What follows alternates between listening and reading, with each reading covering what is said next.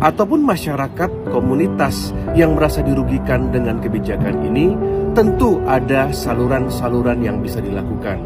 Salah satunya adalah gugatan hukum yang bisa ditujukan kepada pihak yang mengeluarkan surat edaran tersebut.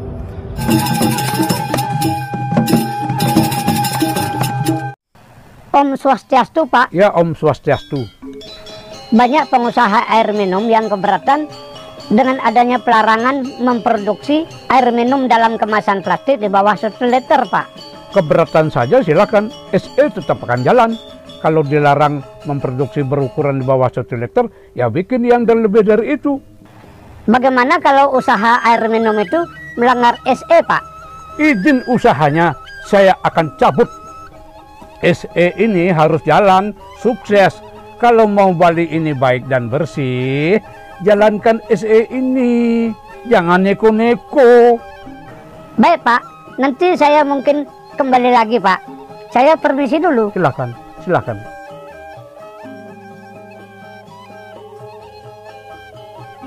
Bapak Direktur, dengan adanya SE ini, apakah Bapak tetap memproduksi air minum dalam kemasan plastik di bawah 1 liter? Ya tentu saja.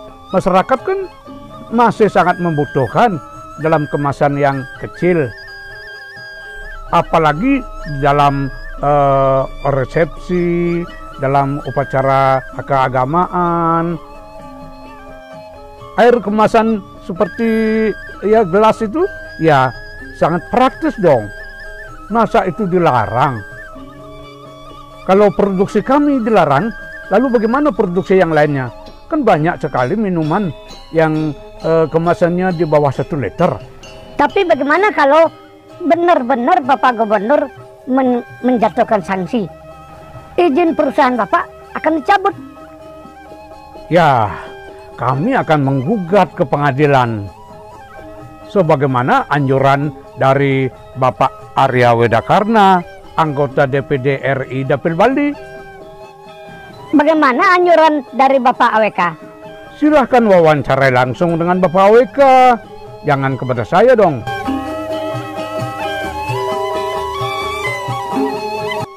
Om Swastiastu, Ji. Apa pendapat Ji tentang surat edaran dari Gubernur Wayan Koster ini, Ji? Kemudian apakah Ji perlu menyampaikan pesan-pesan kepada warga masyarakat Bali, Ji? Semeton Bali, kami dari DPD RI, khususnya dari Komite 1 Bidang Hukum, ingin menanggapi banyaknya aspirasi masyarakat terkait dengan surat edaran dari Gubernur Bali tentang masalah pembatasan untuk produksi air mineral yang berkemasan di bawah 1 liter di Provinsi Bali. Yang pertama, kami dari DPD RI tentunya mendukung kebijakan dari pemerintah Provinsi Bali. Itu merupakan salah satu cara untuk dapat mengurangi secara ekstrim dari berlimpahnya sampah plastik yang kita tahu bahwa Provinsi Bali sampai saat ini belum memiliki teknologi muktahir di dalam urusan penanganan sampah. Tetapi kami juga mengingatkan ada beberapa hal secara umum yang bisa dilakukan oleh pihak-pihak yang merasa keberatan. Yang pertama, adanya upaya hukum yang bisa dilakukan oleh pengusaha-pengusaha dari produksi air mineral yang dimana apapun barang produk dalam negeri yang sudah mendapatkan izin dari pemerintah Republik Indonesia tentu harus dilindungi oleh undang-undang. Surat edaran yang dimaksud di Provinsi Bali walaupun memiliki kekuatan hukum, tetapi tidak memiliki daya paksa, seperti perda atau seperti undang-undang. Jadi, bagi para pengusaha yang merasa dirugikan, termasuk pedagang lontong, ataupun masyarakat komunitas yang merasa dirugikan dengan kebijakan ini, tentu ada saluran-saluran yang bisa dilakukan. Salah satunya adalah gugatan hukum yang bisa ditujukan kepada pihak yang mengeluarkan surat edaran tersebut.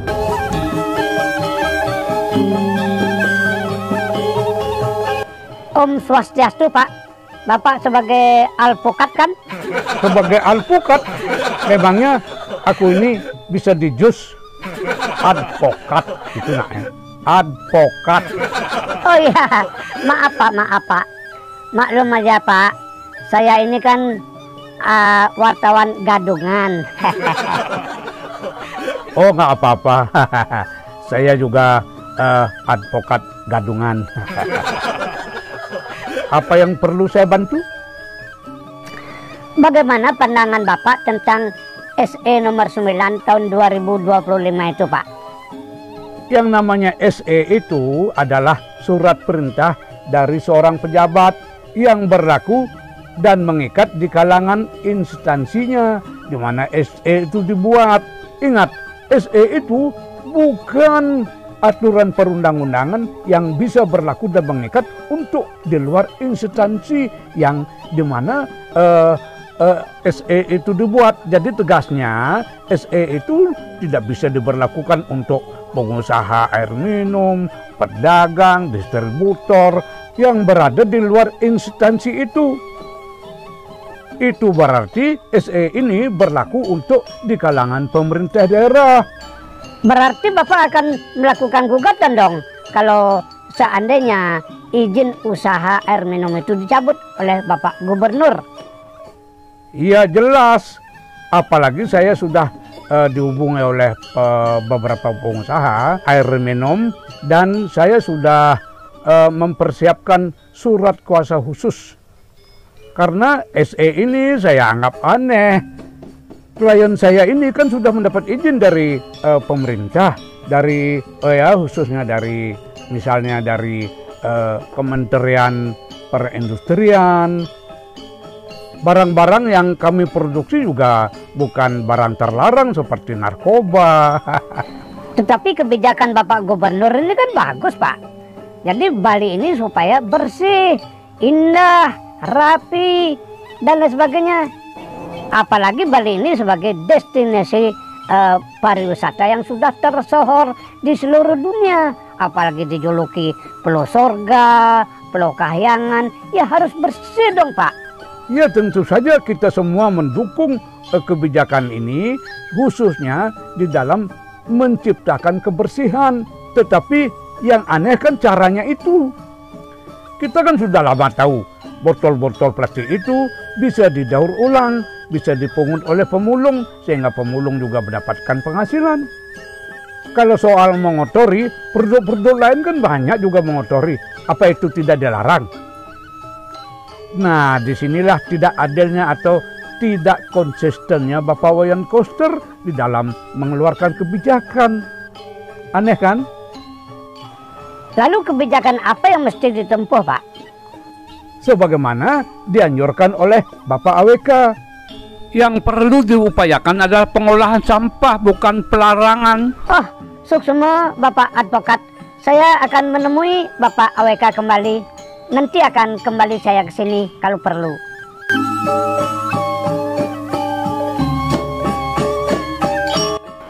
Maaf Ye, Tiang menemui kembali. Tiang ingin mendapatkan informasi atau pendapat Aje, bagaimana kira-kira upaya menangani sampah yang terbaik untuk kasus yang ada di Bali ini.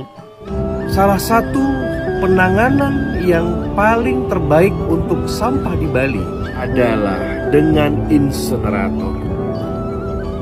Pemerintah Provinsi Bali beberapa waktu lalu, menurut laporan dari Bapak PJ Gubernur yang lalu, telah menjajaki kerjasama dengan China terkait dengan urusan reduksi sampah daur ulang, dan kami memang menyarankan saat itu adalah untuk produk insenerator yang ramah lingkungan.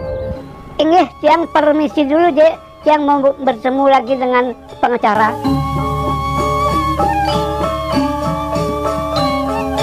Pak pengacara, pikir-pikir Bapak Wayan Koster itu banyak sekali ya mengeluarkan kebijakan yang aneh-aneh, melarang timnas Israel bertanding di Bali, tapi kemudian mau belajar ke Israel tentang pertanian, menganjurkan warga Bali agar membuat anak sebanyak-banyaknya, dan memberikan insentif bagi anak Nyoman dan Ketut serta ibunya. Pokoknya ya banyak deh. Kira-kira apa ya penyebabnya? Apa karena ini ada semacam gangguan ya? Hah? Gangguan? Gangguan jaringan? Atau gangguan cuaca? Kalau kau ingin tahu, coba iseng-iseng ke balian ya, atau ke dukun atau orang pintar. Siapa tahu dia bisa memberikan penjelasan. Oh ya, ide yang baik. Permisi dulu ya.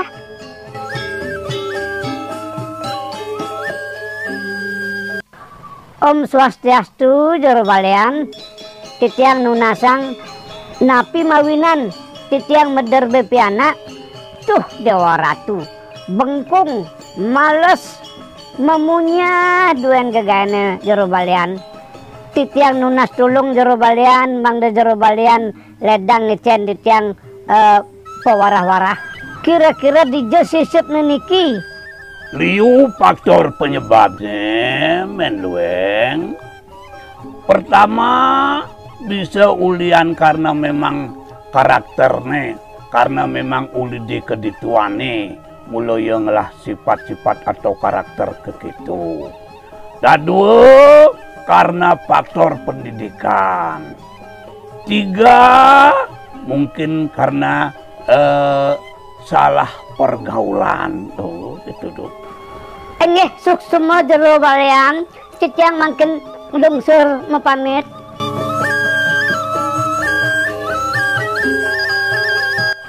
Apa mungkin ya anak saya salah pergaulan? Ya mungkin juga, tapi itu kan anak saya. Tapi kalau beliau itu pendidikannya tinggi, sudah doktor. Pergaulannya kan orang-orang politik, mana mungkin salah pergaulan? Baiknya, coba kuintip siapa sih teman-teman beliau itu? Oh, dengan Rocky Gerung.